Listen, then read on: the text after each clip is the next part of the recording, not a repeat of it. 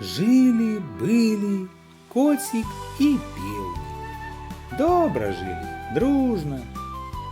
Котик на поляванне ходил, а певник обед варил, хатку подмятал, песни спявал. Аднойчы пайшоў котик на поляванне, а певник зачыніў за ім дзверы, ды пачаў обед варыць. Бяжыць лисица, убачыла хатку, подскочила до окенца. «Эй, кто тут гаспадар?» «Я», — каже певник. «Пусці ў хату». «Чаго?» «Пасяжу трохі, адпачну з дарогі». Певник добры быў, пусціў лисицу ў хатку. А лисица цап, ухапіла яго і панесла дадому. Апамятаўся певник, закрычаў на ўвесь лес. «Коце, браце, мяне ліска нясе у высокія горы, у глыбокія норы, па барах, па карчах, аж бярэ мяне страх». Пачуў гэта коцік, прыбег, адабраў у лисицы певніка і завёў яго назад у хатку. «Ну, — кажа, — глядзі ж, другі раз не пускай лисицу, бо цяпер я далей пайду і магу не пачуць цябе». «Добра, — кажа певнік, — не пушчу». Зноў пайшоў коцік на паляванне, а лисица тут як тут.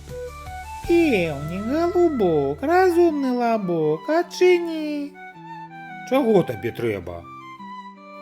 «Пазыч агню». «Навошта?» «Буду ў печы паліць». «Не адчыню, бо ты схопіш мяне». «Ды не, больш не буду хапаць».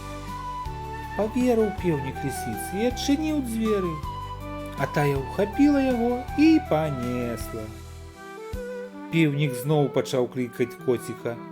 «Коце, браце, мяне ліска нясе у высокія горы, у глыбокія норы, па барах, па карчах, аж бярэ мяне страх». Добра, што коцік далёка не адышоўся ад дому. Пачуў ён пеўніка, прыбег і адабраў яго ад лісіцы. «Ну, — кажа ён пеўніку, — калі ты трэці раз адчыніш лісіцы дзверы, то бяда табе будзе. Цяпер я пайду на паляванне яшчэ далей». «Не, — кажа пеўнік, — больш я гэтай зладзейцы дзвярэй не адчыню. Глядзіш». І коцік пайшоў у самыя далёкія лясы. Прыбегла лісіца. «Пеўнік, голубок, разумны лабок, дай вугалёк». «Не, цяпер я дзверы табе не адчыню». «Дык ты праз акенца падай». «Праз акенца можна, — згадзіўся пеўнік. Адчыніў ён акенца, а лісіца ўхапіла яго і панесла.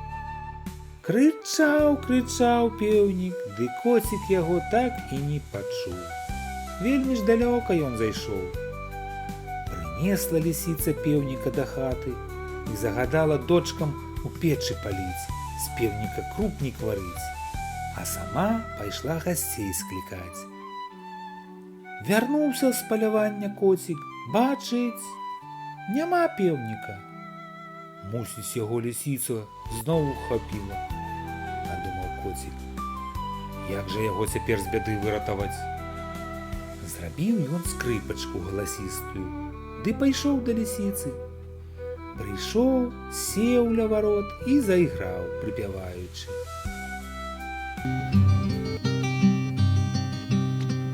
Пили-пили, скрипица,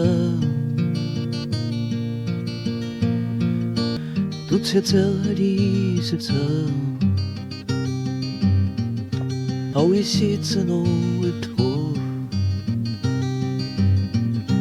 Сем да чужак на выбор, пусть мой певник это мой.